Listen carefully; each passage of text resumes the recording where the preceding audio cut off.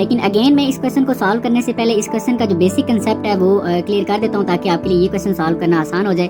और अगर आप लोगों को ये कंसेप्ट आता है तो फिर आप डायरेक्टली यहाँ से स्टार्ट कर सकते हैं, लेकिन मैं आपको यही रिकमेंड करूँगा कि आप पहले इसका कंसेप्ट क्लियर करें और फिर क्वेश्चन 2 को जो है वो आप सॉल्व करें। देखें जी, छोटा सा एक बेसिक कंसेप्ट है कि आपको ये चीज़ पता होना चाहिए कि एक्सपोनेंशियल फॉर्म कौन सी होती है और रेडिकल फॉर्म कौन सी होती है।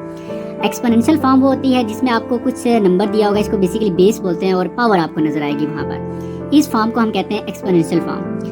और वो फॉर्म जिसमें अगर देखें इस 2 को मैं एज इट इज लिख दूँ और इस ये 3 है इसको मैं यहाँ पर शिफ्ट कर दूँ, यानी कि ऐसी वैल्यू जिसमें ये रेडिकल साइन यूज हो जाए, उस वैल्यू को हम कहते हैं कि ये कौन सी फॉर्म है, ये रेडिकल फॉर्म है। मजीद आगे बताता हूँ, आपको इंशाल्लाह क्लियर हो जाएगा। फॉर एग्जांपल अगर आप ये देखें तो ये √2 लिखा हुआ है, इसको हम यूं भी लिख सकते हैं, अगर ये 2 एज इट इज हो और ये जो साइन है रेडिकल का, इसकी वैल्यू होती है 1/2, ठीक है जी। और इसी तरह अगर यहाँ पर 2 हो और यहाँ पर इंडेक्स इसको हम बोलते हैं, अगर ये 3 आ जाए तो फिर इसको हम 2 लिखते हैं, और इसको हम कैसे लिखते हैं 1/3। और इसी तरह यहाँ पर अगर 2 है और यहाँ पर 4 है तो इसको हम लिखेंगे 2, और ये जो 4 है इसको हम लिखते हैं 1/4। बेसिकली अभी जो हमने इस क्वेश्चन नंबर 2 में सीखना ये है कि इस फॉर्म को हमने इसमें कन्वर्ट करना है, यानी कि हमारे पास क्वेश्चन जो गिवन है वो एक्सपोनेंशियल फॉर्म में होगा और हमने इसको कन्वर्ट करना है रेडिकल फॉर्म में।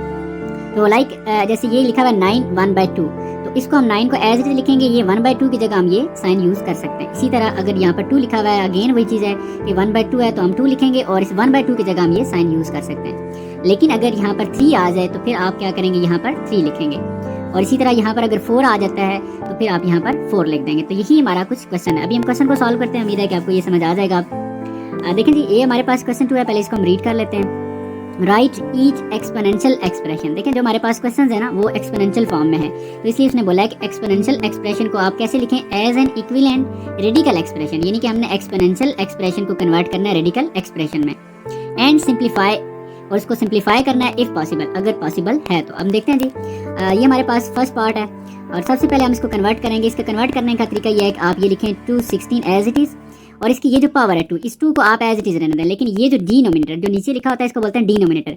ये जो 3 है इसको आप यूं लिख सकते हैं यहाँ पर ऐसे, ठीक है जी। तो ये हमारा पास जो यहाँ तक पार्ट था ना कि एक्सपोनेंशियल फॉर्म को कन्वर्ट करना रेडिकल फॉर्म है, तो ये कन्वर्ट हो चुका है। अब हम इसको सिंप्लीफाई कर लेते हैं। वैसे आपका यहाँ तक भी आंसर ठीक है, लेकिन अगर इसको हम सिंप्लीफाई करें तो हम थोड़ा सा सिंप्लीफाई कर लेते हैं। अब 216 को सिंप्लीफाई करने के लिए हम ये मेथड यूज करते हैं। तो ये देखें 216, अब इस पर हम 2 का टेबल देखते हैं कि ये 2 1 भी हो सकता है, फिर 0 आप लगा के कर सकते हैं, या आप 2 10 20 कर लें, यहाँ से 1 रह जाएगा 16 2 8 16 भी कर लें, ठीक है।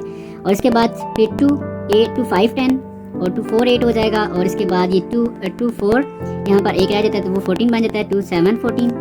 और फिर इस पर अब हम 2 का टेबल तो नहीं जाएगा, आप 3 का देख लेते हैं, तो 3 9 27 हो जाता है, और इसके बाद ये 3 3 हो जाता है, और ये 3 1 हो जाता है।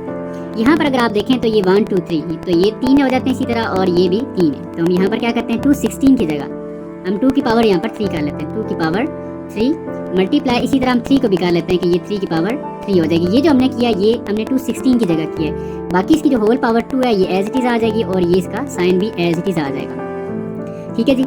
और इसके बाद हमने क्या करना है कि देखें इसकी पावर भी 3 है, इसकी पावर भी 3 है, हमने एक ही पावर बनानी है ऐसे 3, और ये 2 और 3 हम ऐसे कर लेते हैं, ठीक है। ये तो हमने कर दिया, और ये वाला 2 एज इट इज यहाँ पर आ जाएगा, और बाकी सारी वैल्यू हमने एज इट इज लिख देनी है, ठीक है। वैसे ये यहाँ तक भी ठीक था, क्योंकि अब आपकी ये बुक अभी आई नहीं है तो हम उसके अकॉर्डिंग देख लेंगे।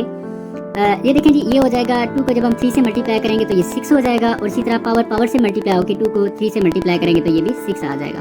तो यहाँ पर ये आपका जो क्वेश्चन है ये कंप्लीट हो जाता है। इसको हम फर्दर कैसे सॉल्व कर सकते हैं कि ये जो हमारे पास लिखा हुआ है इसको हम लिखेंगे 6 की पावर 6, ठीक है। और ये जो 3 है इसको हम अगेन यानी कि यहाँ पर जो है ना ऐसे लिख सकते हैं 1/3, ठीक है। और इसको अगर हम यहाँ से कैंसिल कर दें तो ये 2 आ जाएगा, और 6 की पावर 2 होता है 36, ठीक है। तो ये बिल्कुल सिंप्लीफाई कर दें तो ये आ सकता है, लेकिन हमने चूंकि क्वेश्चन में ये कहा गया था कि आप उसको राइट करें एक्सपोनेंशियल फॉर्म को रेडिकल फॉर्म में, तो इसलिए यहाँ तक भी ये बेहतर है, ठीक है। इसका आंसर ये भी हो सकता है, और नहीं तो अगर इसको थोड़ा सा सिंप्लीफाई करें तो ये इसका जो आंसर है ये वाला आ सकता है। लेकिन इसको कंप्लीट अगर हम उससे सॉल्व भी कर दें आगे तो फिर फाइनल जो मैंने आपको ये साथ बताया तो ये भी आ सकता है, ठीक है जी।